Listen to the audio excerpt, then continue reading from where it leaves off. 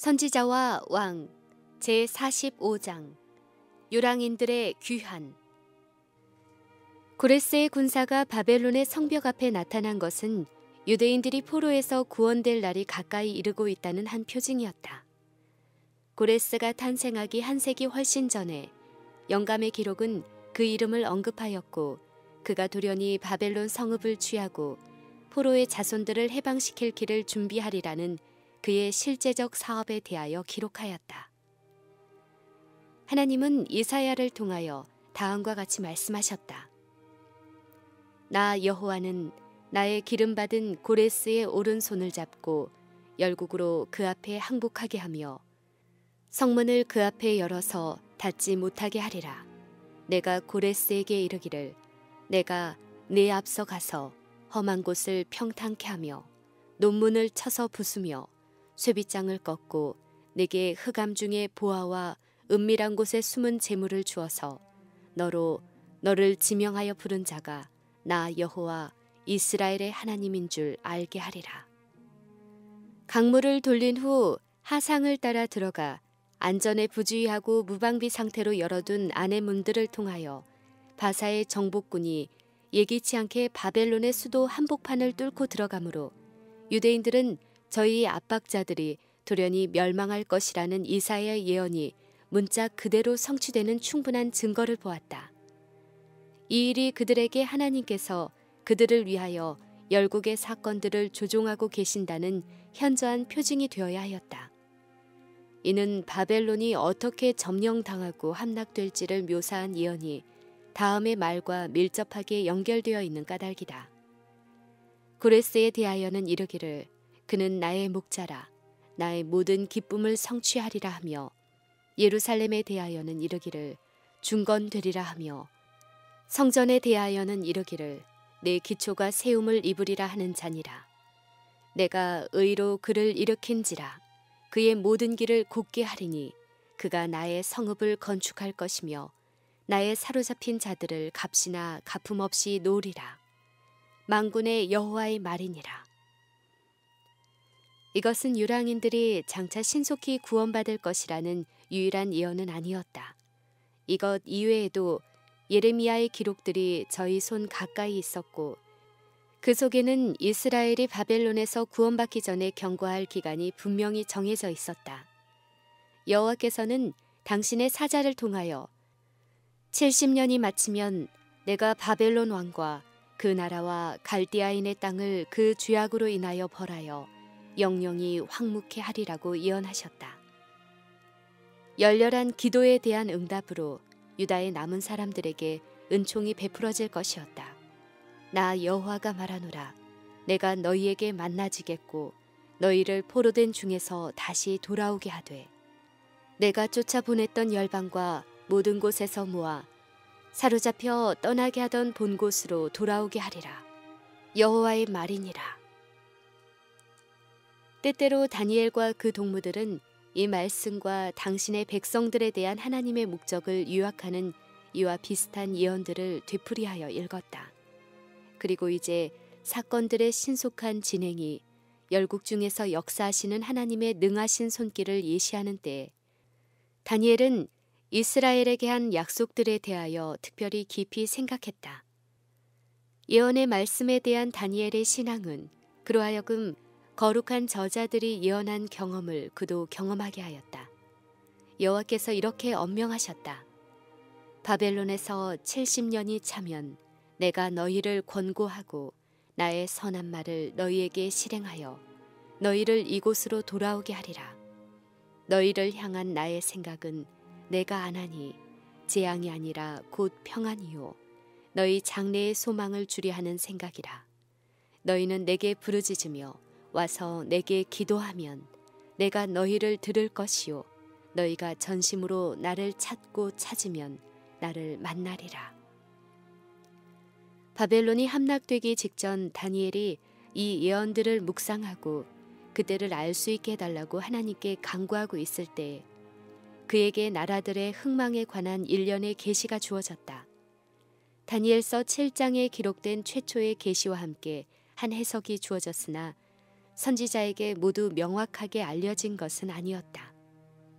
다니엘은 그때 그의 경험에 대하여 중심이 번민하였으며 내 낯빛이 변하였으나 내가 이 일을 마음에 감추었느니라 라고 기록하였다.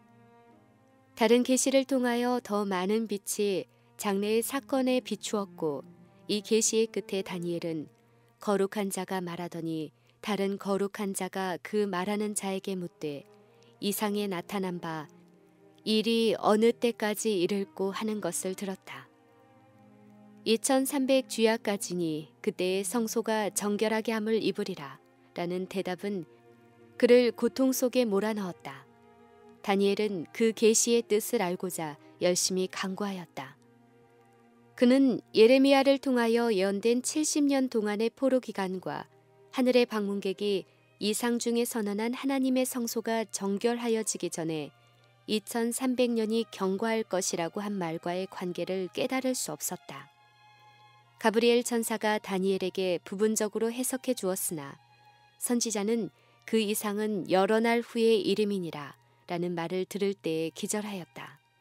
그는 나 다니엘이 혼절하여 수일을 앓다가 일어나서 왕의 일을 보았느니라.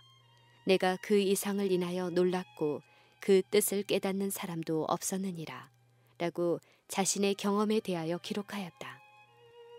이스라엘을 위하여 여전히 번민하는 다니엘은 새로이 예레미야의 예언을 연구하였다. 이 예언은 매우 명백하였으며 그가 책에 기록한 여호와의 말씀이 선지자 예레미야에게 임하여 고하신 그 연수를 깨달았나니 곧 예레미야의 황무함이 70년 만에 마치리라 라는 이 증언으로 매우 분명히 깨달았다. 확실한 예언의 말씀 위에 기초를 세운 다니엘은 이 약속들의 신속한 성취를 위하여 믿음으로 여호와께 간구하였다. 그는 하나님의 영광이 보존되기를 간구하였다. 그는 그의 탄원에서 자기 자신을 하나님의 목적에 미치지 못한 사람들과 동일시하였고 그들의 죄를 자신의 죄처럼 자복하였다. 선지자는 내가 금식하며 베옷을 입고 죄를 무릅쓰고 주 하나님께 기도하며 간구하기를 결심하고 내 하나님 여호와께 기도하며 자복하였다고 선언하였다. 비록 다니엘은 오랫동안 하나님을 위해 봉사하였고 하늘로부터 크게 은총을 입은 자라는 말을 들었으나 이제 그는 한 죄인으로서 하나님 앞에 나타나 자기가 사랑하는 백성의 큰 필요를 역설하였다. 그의 기도는 단순하면서도 웅변적이었고 극히 열렬하였다. 다음에 그의 간구를 들어보라. 크시고 두려워할 주 하나님, 주를 사랑하고 주의 계명을 지키는 자를 위하여 언약을 지키시고 그에게 인자를 베푸시는 자시여. 우리는 이미 범죄하여 패역하며 행악하며 반역하여 주의 법도와 규례를 떠나 싸우며 우리가 또 주의 종 선지자들이 주의 이름으로 우리의 열왕과 우리의 방백과 열조와 온 국민에게 말씀한 것을 듣지 아니하였나이다. 주여, 공의는 주께로 돌아가고 수욕은 우리 얼굴로 돌아옴이 오늘날과 같아서 유다 사람들과 예루살렘 거민들과 이스라엘이 가까운 데 있는 자나 먼 데 있는 자나 다 주께서 쫓아보내신 각국에서 수욕을 입었사오니 이는 그들이 주께 죄를 범하였음이니이다. 주 우리 하나님께는 긍휼과 사유하심이 있사오니 이는 우리가 주께 패역하였음이니이다. 주여, 내가 구하옵나니 주는 주의 공의를 좇으사 주의 분노를 주의 성 예루살렘 주의 거룩한 산에서 떠나게 하옵소서. 이는 우리의 죄와 우리의 열조의 죄악을 인하여 예루살렘과 주의 백성이 사면에 있는 자에게 수욕을 받음이니이다. 그러하온즉 우리 하나님이여, 지금 주의 종의 기도와 간구를 들으시고 주를 위하여 주의 얼굴빛을 주의 황폐한 성소에 비추시옵소서.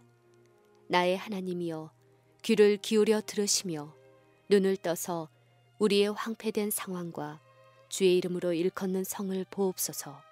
우리가 주의 앞에 간구하옵는 것은 우리의 의를 의지하여 하는 것이 아니요 주의 큰 긍휼을 의지하여 함이오니이다. 주여 들으소서. 주여 용서하소서. 주여 들으시고 행하소서. 지체치 마옵소서. 나의 하나님이여 주 자신을 위하여 하시옵소서. 이는 주의 성과 주의 백성이 주의 이름으로 일컫는 바 됨이니이다. 하늘은 선지자의 열렬한 기도를 들으려고 귀를 기울이고 있었다. 다니엘이 용서와 회복을 위한 탄원을 마치기도 전에 힘센 가브리엘이 다시 다니엘에게 나타나 그가 바벨론의 함락과 벨사살의 죽음 이전에 보았던 계시를 주목하게 하였다.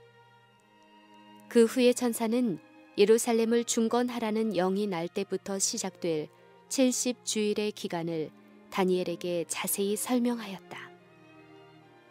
다리오 원년에 다니엘은 기도를 드렸고 고레스를 장군으로 세운 메대 군주는 바벨론에게서 만국의 통치권을 박탈하였다. 다리오의 통치는 하나님에게서 높임을 받았다. 가브리엘 천사는 그를 돕고 강하게 하기 위하여 다리오에게 왔다. 바벨론이 함락된 지 약 2년 이내에 다리오가 죽자 고레스가 왕위를 계승하였고 고레스의 통치 원년은 최초의 히브리인 무리가 느부갓네살에 의하여 저희 본향인 유다에서 바벨론으로 사로잡혀 온 지 70년이 차는 중요한 해였다. 하나님께서는 다니엘이 사자굴에서 구원받은 사실이 고레스 대왕의 마음에 좋은 인상을 주도록 하였다.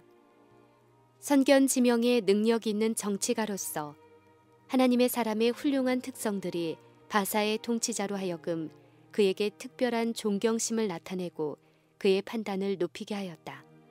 그리고 이제 하나님께서 예루살렘에 있는 당신의 성전을 재건하게 하시리라고 말씀하신 바로 그때에 하나님께서는 고레스로 하여금 다니엘이 잘 알고 있었던 자기 자신에 관한 예언들을 깨닫고 그의 대리자로서 유다 백성에게 자유를 허락하도록 그를 감동시키셨다. 왕은 그가 탄생하기 수백 년 전에 바벨론이 어떻게 함락될지에 대해 예언한 말씀을 보고 너는 나를 알지 못하였을지라도 나는 네 띠를 동일 것이요 해 뜨는 곳에 서든지 지는 곳이 서든지 나밖에 다른 이가 없는 줄을 무리로 알게 하리라고 우주의 통치자께서 자기에게 하신 기별과 자기의 목적에 내가 나의 종 야곱 나의 택한 이스라엘을 위하여 너를 지명하여 불렀나니 너는 나를 알지 못하였을지라도 나는 내게 칭호를 주었노라 라는 영원하신 하나님의 선고와 내가 의로 그를 일으킨지라 그의 모든 길을 곧게 하리니 그가 나의 성읍을 건축할 것이며 나의 사로잡힌 자들을 값이나 갚음 없이 놓으리라 라는 영감의 기록들을 읽어갈 때에 그의 마음은 깊은 감동을 받았고 그는 하나님께서 자기에게 명하신 사명을 성취하기로 결심하였다. 그는 유다의 포로들을 자유롭게 돌아가도록 하고 그들을 도와 여호와의 성전을 복국케 하고자 하였다. 고레스는 온 나라에 포고문을 반포함으로 히브리인의 귀환과 그들의 성전 재건을 위하여 준비하고자 하는 자기의 소망을 알렸다. 왕은 이 공공의 포고문에서 하늘의 신 여호와께서 세상 만국으로 내게 주셨다고 즐겨 고백하였고 나를 명하사 유다 예루살렘에 전을 건축하라 하셨나니 이스라엘의 하나님은 참 신이시라. 너희 중에 무릇 그 백성 된 자는 다 유다 예루살렘으로 돌아가서 거기 있는 여호와의 전을 건축하라. 너희 하나님이 함께 하시기를 원하노라. 무릇 그 남아있는 백성이 어느 곳에 우거하였든지 그곳 사람들이 마땅히 은과 금과 기타 물건과 짐승으로 도와주고 그 외에도 예루살렘 하나님의 전을 위하여 예물을 즐거이 드릴지니라 라고 하였다. 고레스는 성전 건물에 관하여 더욱더 지시하기를 이 전 곧 제사 드리는 처소를 건축하되 지대를 견고히 쌓고 그 전의 고는 60규빗으로 광도 60규빗으로 하고 큰 돌 3켜에 새나무 1켜를 놓으리라. 그 경비는 다 왕실에서 내리라. 또 느부갓네살이 예루살렘 전에서 취하여 바벨론으로 옮겼던 하나님의 전, 금, 은, 기명을 돌려보내어 예루살렘 전에 가져다가 하나님의 전에 둘지니라 하였다. 이 조서의 소식이 왕의 영토 안에서 가장 먼 곳에 있는 주까지 전달되었으며 분산된 유다 자손들 중에는 어느 곳에서나 큰 기쁨이 있었다. 많은 사람들이 다니엘처럼 예언을 연구하고 시온을 위하여 개입하시겠다고 하신 그분의 약속을 이루어 달라고 하나님께 간구하고 있었다. 이제 그들의 기도는 응답을 받았고 그들은 마음에서 우러나오는 기쁨으로 다 함께 노래를 부를 수 있었다. 여호와께서 시온의 포로를 돌리실 때에 우리가 꿈꾸는 것 같았도다. 그때 우리 입에는 웃음이 가득하고 우리의 혀에는 찬양이 찼었도다. 열방 중에서 말하기를 여호와께서 저희를 위하여 대사를 행하셨다 하였도다. 여호와께서 우리를 위하여 대사를 행하셨으니 우리는 기쁘도다. 유다와 베냐민 족장들과 제사장들과 레위 사람들과 무릇 그 마음이 하나님께 감동을 받은 자들이 있었는데 이들은 유랑의 땅에 사는 유대인들 사이에서 경건하게 남아있던 약 5만 5천의 강한 사람들이었으며 그들은 제공된 기회 곧 올라가서 예루살렘 여호와의 전을 건축할 수 있는 놀라운 기회를 이용하고자 결심하였다. 그들의 친구들은 그들을 빈손으로 가게 하지 아니하였다. 그 사면 사람들이 은그릇과 황금과 기타 물건과 짐승과 보물로 도왔다. 이것들과 다른 많은 자원하는 헌물에 느부갓네살이 예루살렘에서 옮겨갔던 하나님의 전 기명이 추가되었으며 바사왕 고레스가 고지기 미드르닷을 명하여 재건될 성전에서 사용할 만큼의 금, 은 기명 5,400을 가져오게 하였다. 고레스는 다윗 왕의 후손인 수룹바벨에게 유다로 귀환하는 무리의 총독으로 일하도록 책임을 맡겼고 대제사장 여호수아는 그를 보좌하였다. 황폐한 광야를 건너는 긴 여행을 무사히 마치고 하나님의 많은 자비에 대하여 감사하는 행복한 무리는 무너지고 파괴되었던 것을 다시 세우는 일에 즉시 착수하였다.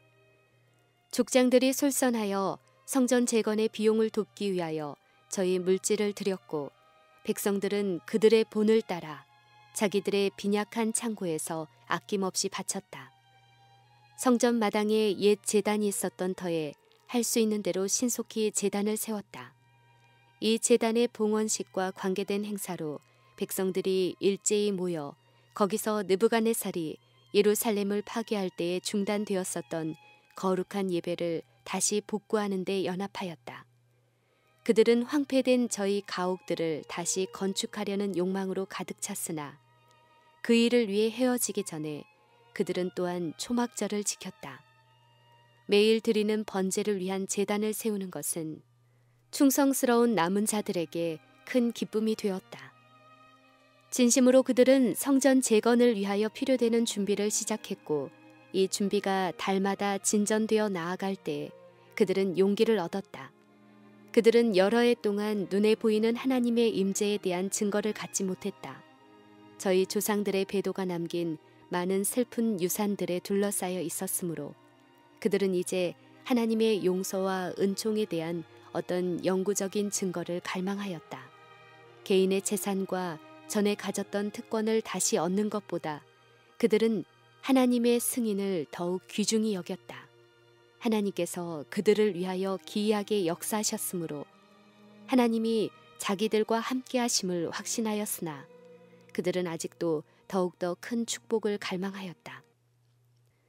그들은 즐거운 기대를 가지고 성전이 재건되어 그 안에서부터 비쳐나오는 하나님의 영광을 볼 수 있을 그때를 내다보았다. 건축 재료를 준비하는 일에 종사하던 일꾼들은 폐허 가운데서 솔로몬 시대의 성전 경내에 가져온 거대한 돌들을 발견하였다. 이 돌들은 이미 사용할 수 있게 되어 있었고 그리고 많은 새 재료가 준비되어 공사는 초석을 놓아야 할 단계까지 진전되었다. 이 일은 공사의 진행을 목격하고 공사에 동참한 기쁨을 나타내기 위하여 모인 수많은 사람들의 앞에서 이루어졌다. 모퉁이 돌이 제자리에 놓여질 때에 백성들은 제사장들의 나팔과 아삽 자손의 재금에 맞추어 서로 찬송가를 화답하며 여호와께 감사하여 가로되 주는 지선하심으로 그 인자하심이 이스라엘에게 영원하시도다 하였다. 막 재건되려고 하는 이 전은 하나님께서 시온에게 나타내기를 원하신 은총에 관한 수많은 예언의 주제가 되어 왔었으며 모퉁이 돌을 놓는 데 참석한 자들은 모두 진심으로 그 찬란한 경축의 기쁨에 동참해야 하였다. 그러나 그 즐거운 날에 들려오는 찬양의 음악 속에는 불협화음이 섞여 있었다. 제사장들과 레위 사람들과 족장들 중에 여러 노인은 첫 성전을 보았던 고로 이제 이전 지대의 노임을 보고 대성통곡하였다. 이 노인들은 오래 계속되어 온 회개하지 않음의 결과를 생각했으므로 저희 마음에 슬픔이 가득하게 된 것은 당연한 일이었다.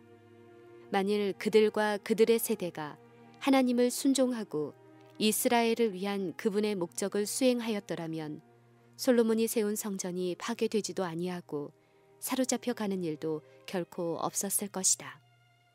그러나 그들이 배은망덕하고 불충성한 까닭에 이방인들 가운데 분산되었다. 이제 사정은 달라졌다.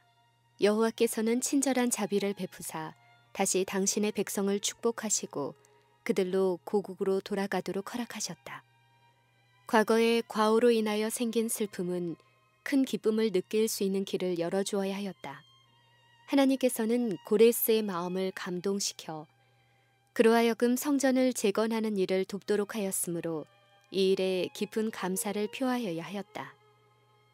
그러나 어떤 이들은 하나님의 섭리를 분별하는 데 실패했다. 그들은 즐거워하는 대신에 불만스럽고 낙담스러운 생각을 품었다.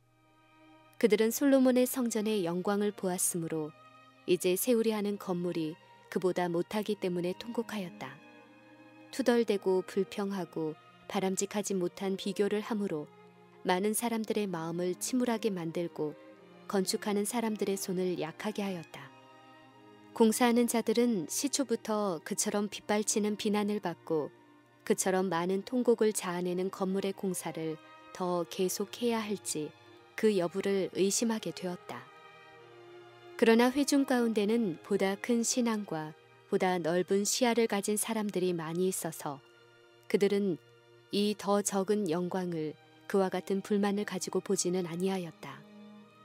여러 사람은 기뻐하여 즐거이 부르니 백성이 크게 외치는 소리가 멀리 들리므로 즐거이 부르는 소리와 통곡하는 소리를 백성들이 분변치 못하였다. 성전에 초석을 놓을 때에 기뻐하지 아니한 자들이 그날의 자기들의 믿음의 부족의 결과를 미리 볼 수 있었다면 그들은 놀랐을 것이다. 그들은 저희가 말한 불만과 실망의 말에 대한 책임을 거의 깨닫지 못하였고 그들의 표시한 불만이 여호와의 집의 완성을 얼마나 지연시킬 것인지를 조금도 깨닫지 못하였다. 첫 성전의 장엄함과 그 예배의 당당한 의식들은 포로가 되기 이전에 이스라엘 백성의 자랑거리였으나 그들의 예배는 때때로 하나님께서 가장 중요하게 여기시는 그러한 요소들이 결여되어 있었다.